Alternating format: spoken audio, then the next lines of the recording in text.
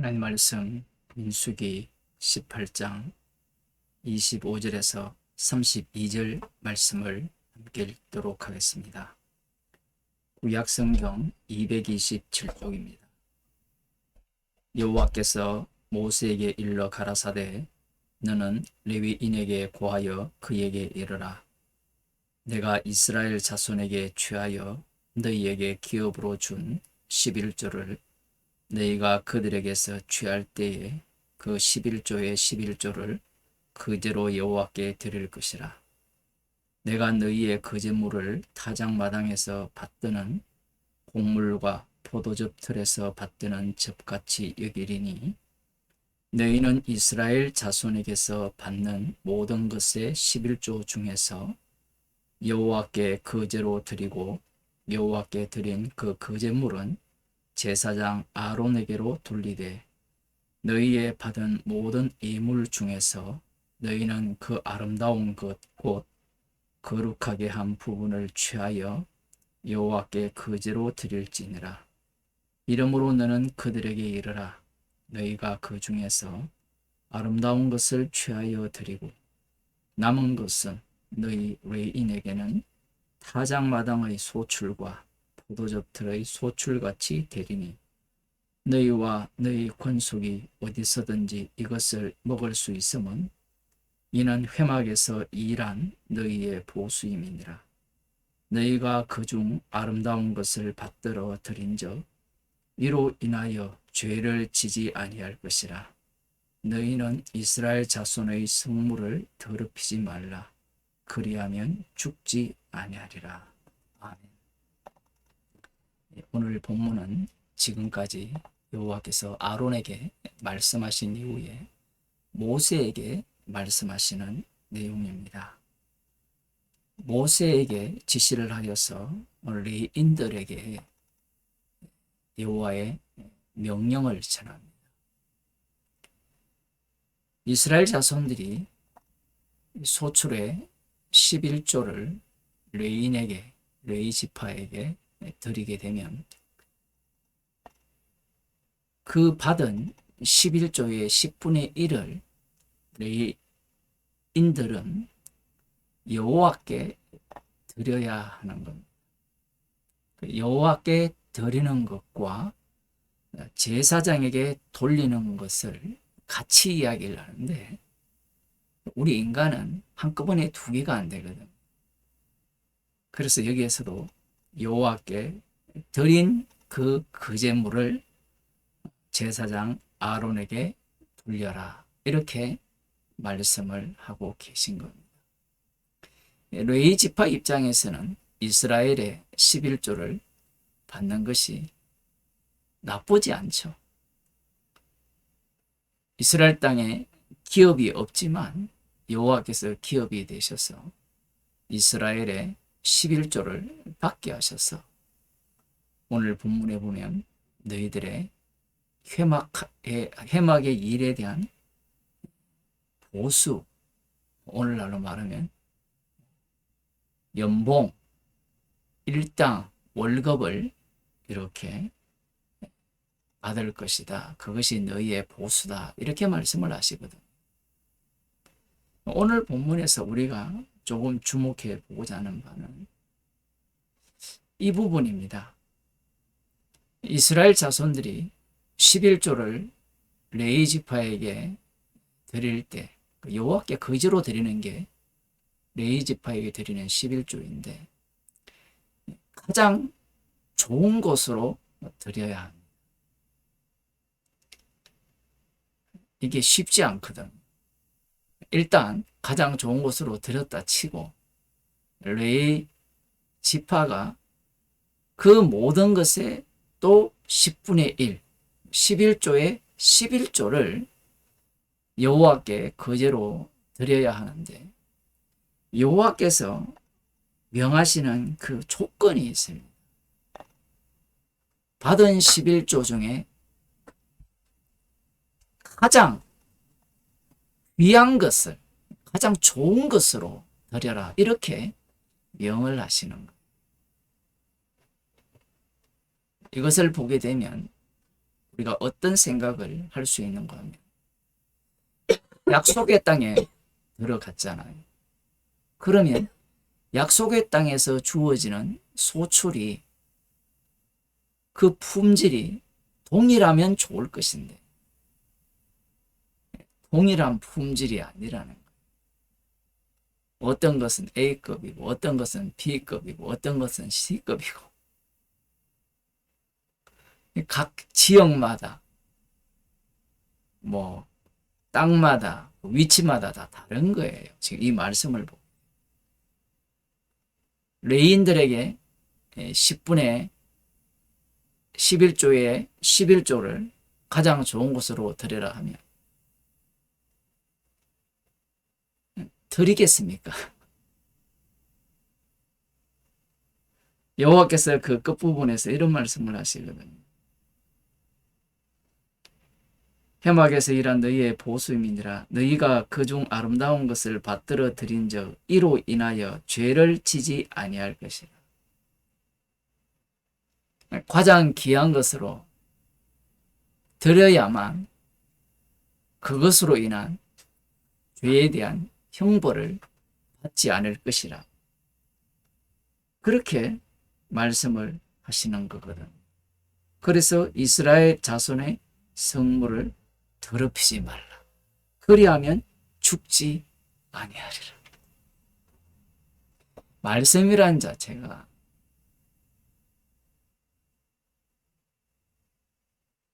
올무입니다. 아예 처음부터 레위 지파가 받은 11조가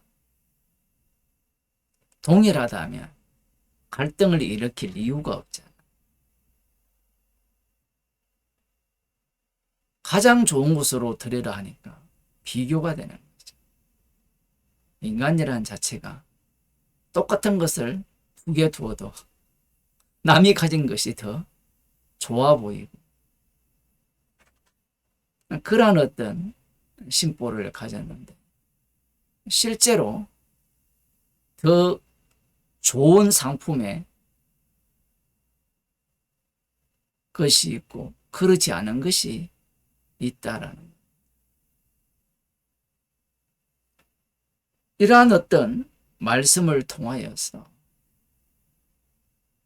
이제 제사장이나 레위인들이 죄를 본격적으로 이렇게 짓는 그러한 어떤 상황으로 접어들게 됩니다.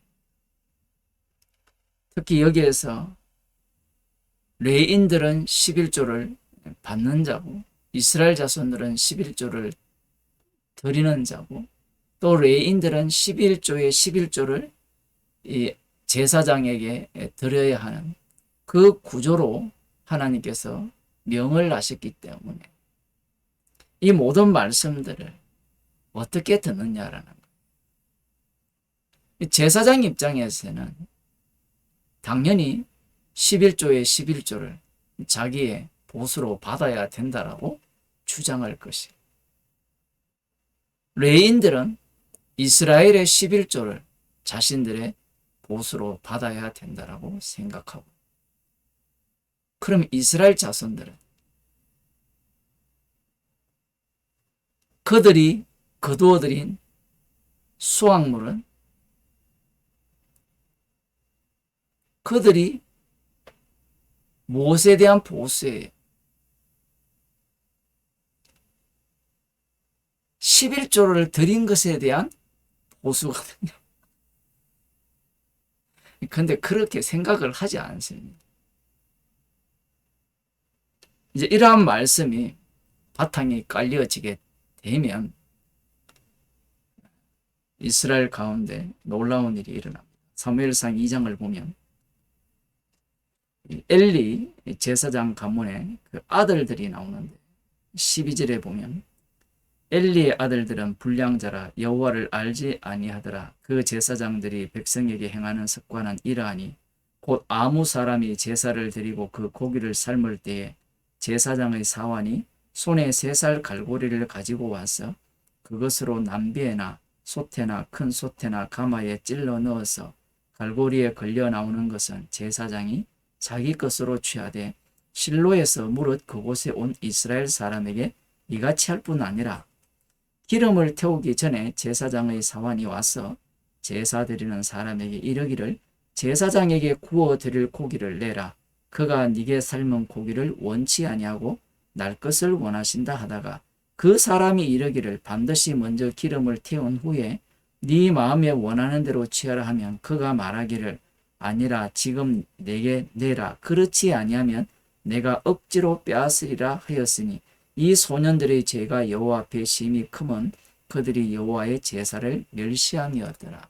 제사는 드리는데 여호와께 거제로 드린 것이 자기 보수라 했잖아요. 이걸 어떻게 해석을 하는가 하면 자기 중심으로 해석을 하는 거예요.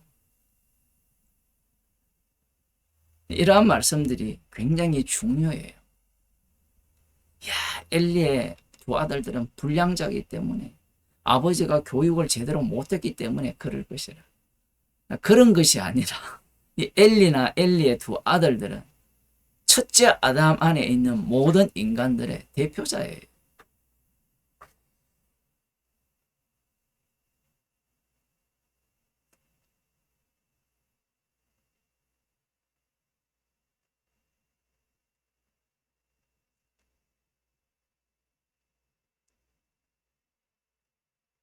29절에 보면 2장 29절 거기를 보면 너희는 어찌하여 내가 나의 처소에서 명한 나의 제물과 예물을 밟으며 네 아들들을 나보다 더 중히 여겨 내 백성 이스라엘에 드리는 가장 좋은 것으로 스스로 살찌게 하느냐.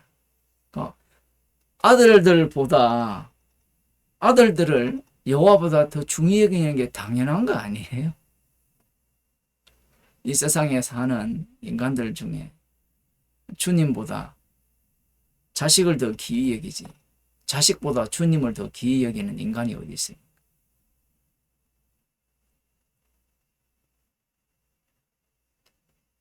자식을 요구하면요 그 누구도 용납치 않아요. 교회도 그래요. 설교 시간에 내 자식을 건드리면 교회 안 옵니다. 그게 인간이에요.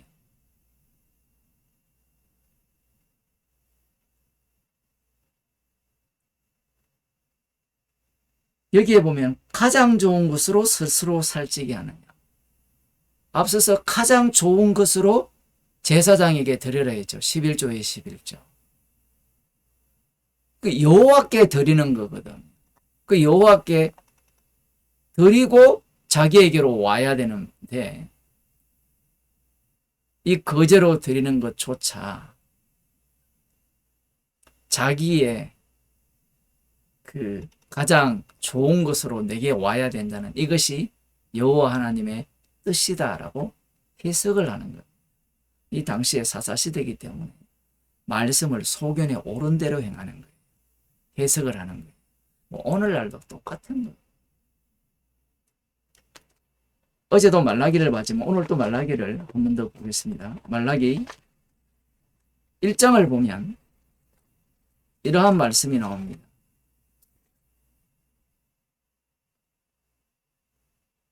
육절에 보면 내 이름을 멸시하는 제사장들아 나 만군의 여호와가 너희에게 이르기를 아들은 그 아비를 종은 그 주인을 공경하나니 내가 아비일진데 나를 공경함이 어디 있느냐 내가 주인일진데 나를 두려워함이 어디 있느냐 하나 너희는 이르기를 우리가 어떻게 주의 이름을 멸시하였나이까 하는도다. 너희가 더러운 떡을 나의 단에 드리고도 말하기를 우리가 어떻게 주를 더럽게 하였나이까 하는도다. 이는 너희가 주의 상은 경멸히 여길 것이라 말함을 인함이니라.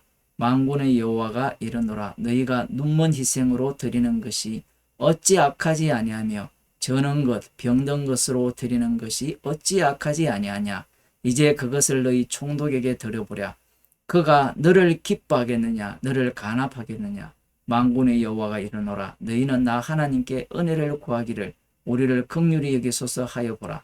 너희가 이같이 행하였으니 내가 너희 중 하나인들 받겠느냐. 이 제사장들이 제사를 드릴 때 가장 귀한 것으로 드려야 되는데 지금 이 당시는 이스라엘 백성들이 바벨론으로 잡혀갔다가 그 포로에서 돌아와서 제2성전이 건립된 이후 한참 지난 거예요. 거의 한 7, 80년 지난 그 시절이라고 볼 수 있는데 벌써 에스라 느헤미야의 개혁은 엉망진창이 되었고 제사장들은 어느 시대와 동일하게 행동을 합니다. 방금 읽은 사무엘상 2장의 그 사사시대와 같이 그렇게 여호와께 제사를 드리는 겁니다. 드리지 않는 게 아니에요. 우리는 이걸 보면서 어떻게 그럴 수 있을까? 인간은 원래 그래요. 자기가 원해서 드리는 것은요, 가장 귀한 것으로 드립니다. 왜냐하면 그러기 때문에. 가장 귀한 것으로 드리면 하나님께서 더 좋은 것으로 주실 것이라 생각을 합니다.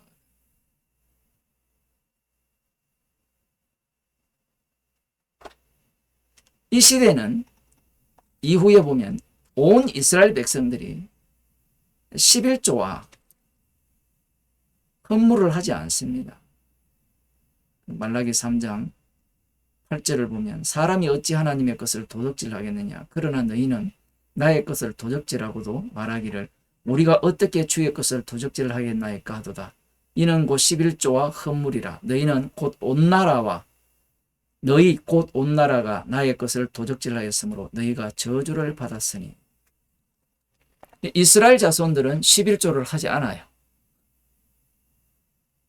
11조를 하지 않으니까 레위 지파가 11조에 11조를 하겠습니까? 물론 하는 사람들이 있긴 있어요.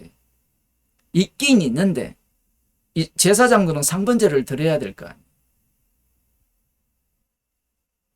개중에도 드리는 사람이 있을 거란 말이에요. 그런데 지금 상황 자체를 들여다보면 이 민수기 18장에 건가면 자기들이 가장 좋은 것을 먹어야 돼. 가장 좋은 것을. 이게 이제 거짓 선지자와 결탁을 하게 됩니다. 자, 그러면 우리가 이 11조와 관련된 제사장과 레위 지파들의 행태를 살펴봤잖아요.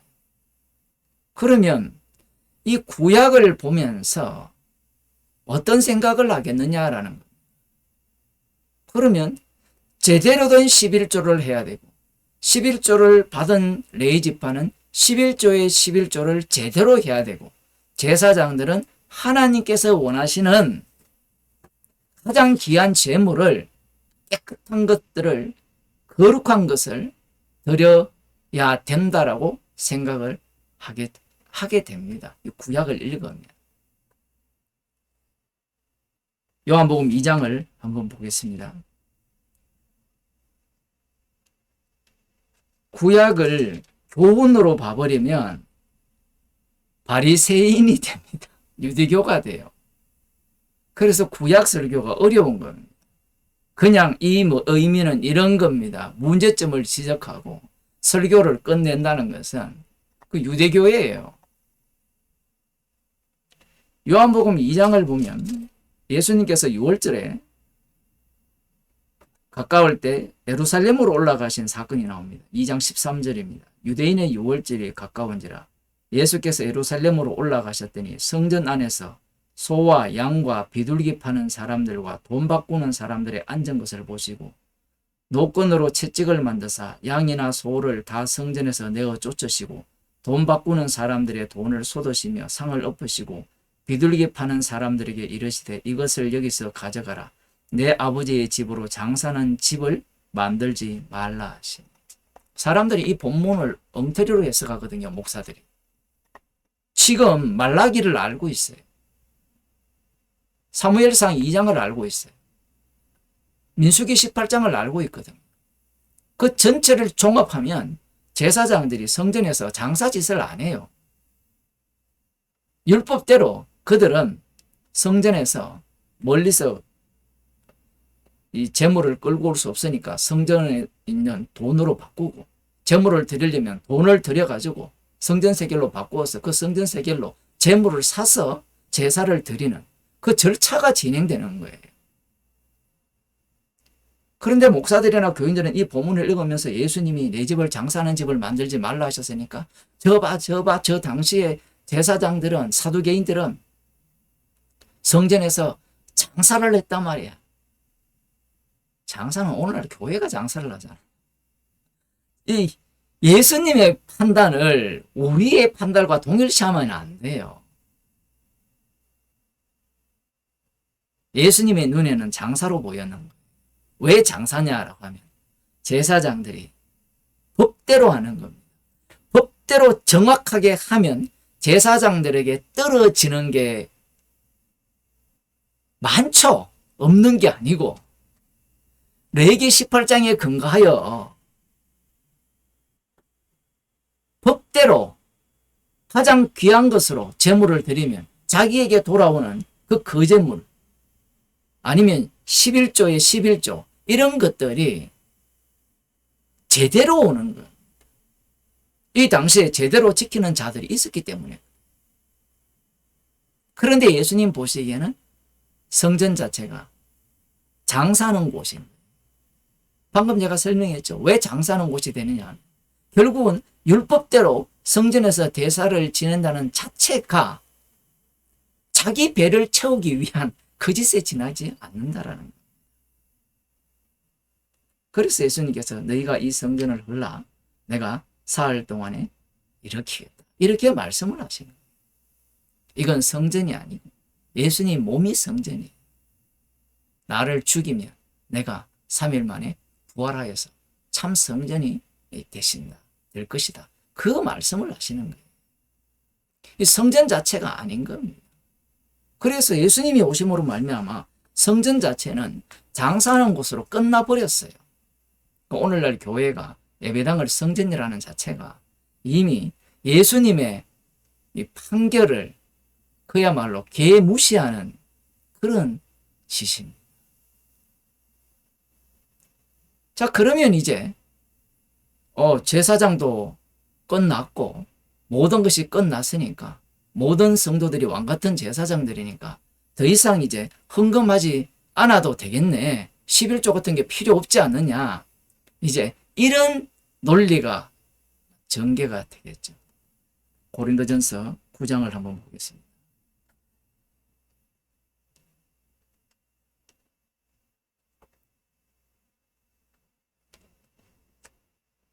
사도 바울이 사도로서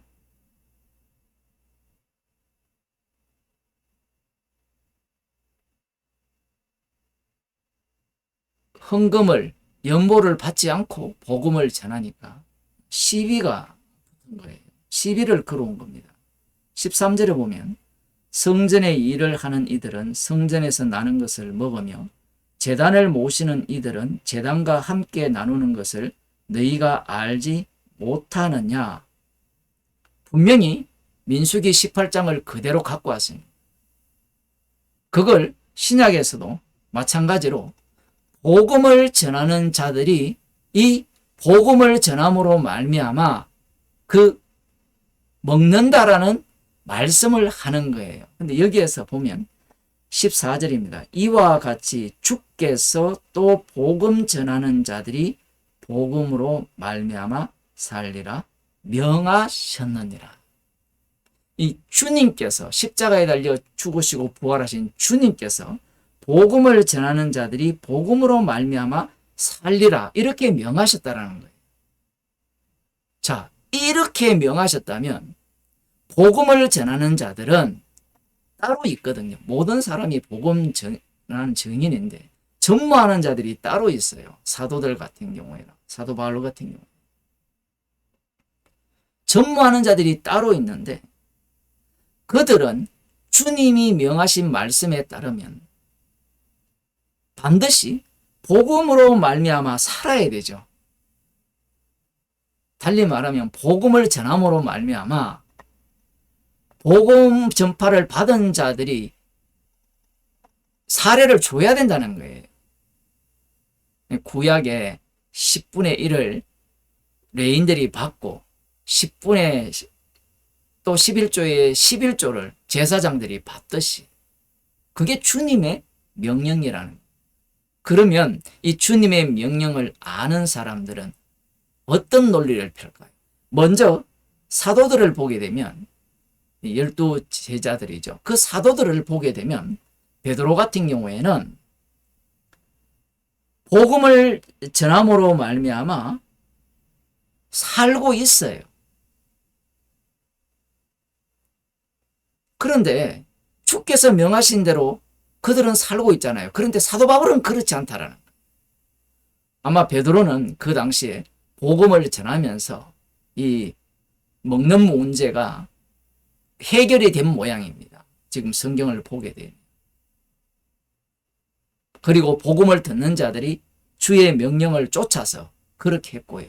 그런데 다른 이방 지역, 이 고린도 지역이나 이런 쪽에서는 이 말씀이 어떤 식으로 이용이 되느냐라고 하면 희한하게 이용이 돼요. 자, 우리들은 주님의 명령이기 때문에 반드시 이렇게 지켜야 된다고 생각을 하잖아요. 그런데 사도 바울이 뭐라고 이야기하는가 하면 이렇게 이야기합니다. 그러나 내가 이것을 하나도 쓰지 아니하였고, 사도 바울은 주의 명령을 지키지 않는 거예요. 야, 이 성경이 정말 어려워지는 겁니다. 주께서 명령하셨다면 그 주님이 누굽니까? 구약을 완성하신 십자가 지시고 부활하여 주가 되신 주님의 명령이라면 복음을 전하는 자들은 반드시 그 명령을 따라야 되죠. 그런데 바울은 지키지 않았다라고 합니다. 그러면 주님께 순종한 자입니까? 아닙니까? 여기에 이제 치열한 논쟁이 벌어지는 거예요. 주께서 명하신 그 내용의 의미를 인간들은 알아듣지를 못하는 거예요. 육에 속한 자들은 이 말씀을 문자적으로 받아버리죠. 그런데 사도 바울은 이걸 어떻게 받아버리는가 하면 복음 중심으로 이 말씀을 받아버립니다. 그래서 복음을 위해서 자신은 이 권한을 쓰지 않는다라는 거예요. 복음 중심. 그런데 고린도후서 11장을 가면요, 이제 본격적으로 어떤 자들이 등장하는가 하면 이 주의 말씀을 갖고 돈벌이 하는 자들이 등장을 합니다.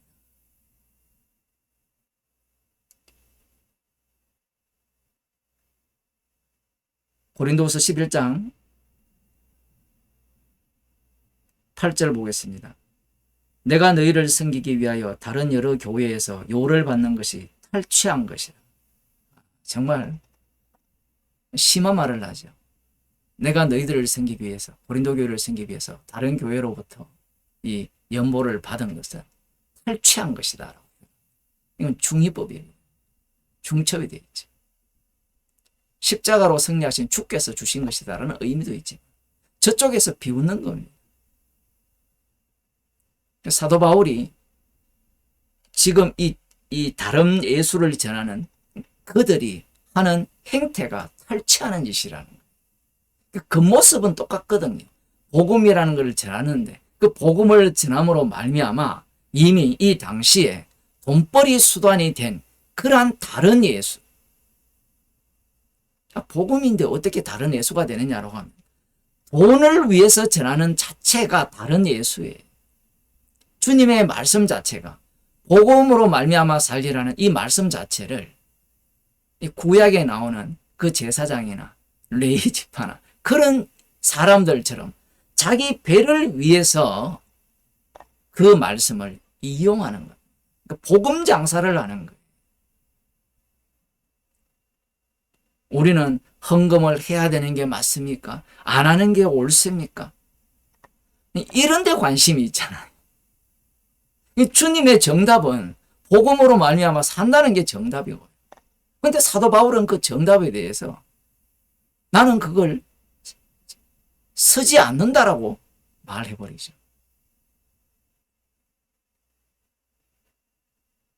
성경은 십자가를 전가하지 우리에게 뭔가 정답을 주어서 너의 옳음을, 너의 의로움을 뽐내라고 주신 말씀이 아니에요. 그래서 지금 여기에 보면 이 13절입니다. 저런 사람들은 거짓 사도요 괴휼의 역군이요. 거짓말쟁이라는 겁니다. 속임수의 일꾼이고 자기를 그리스도의 사도로 가장하는 자들이니 이것이 이상한 일이 아니라 사단도 자기를 광명의 천사로 가장하느니 그러므로 사단의 일꾼들도 자기를 의의 일꾼으로 가장하는 것이 또한 큰 일이 아니라 저희의 결국은 그 행위대로 되리라. 거짓 사도의 특징은 복음으로 말미암아 산다라고 했으니까 그래 나는 마땅히 사례를 받아야 돼. 월급을 받아야 돼. 이렇게 주장하는 자들. 그들이 바로 이 다른 예수를 전하는 거짓 사도. 기도하시겠습니다.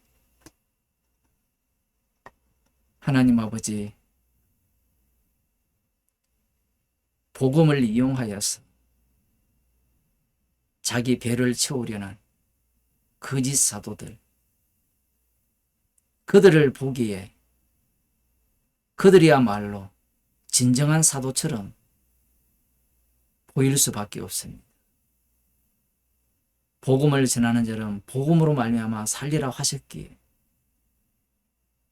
모든 자들이 이 말씀대로 되어지는 것을 목격함으로 말미암아 그들이야말로 주님의 사도라고 인정할 수밖에 없는 그런 시절을 살아가는 저희들을 주께서 긍휼히 여기시사 그들이 사단의 이끌림을 알게 하여 주시고 저희들을 통하여서 주님의 십자가만 자랑하는 복음만을 드러내는 주님의 증인으로 사용하여 주옵소서.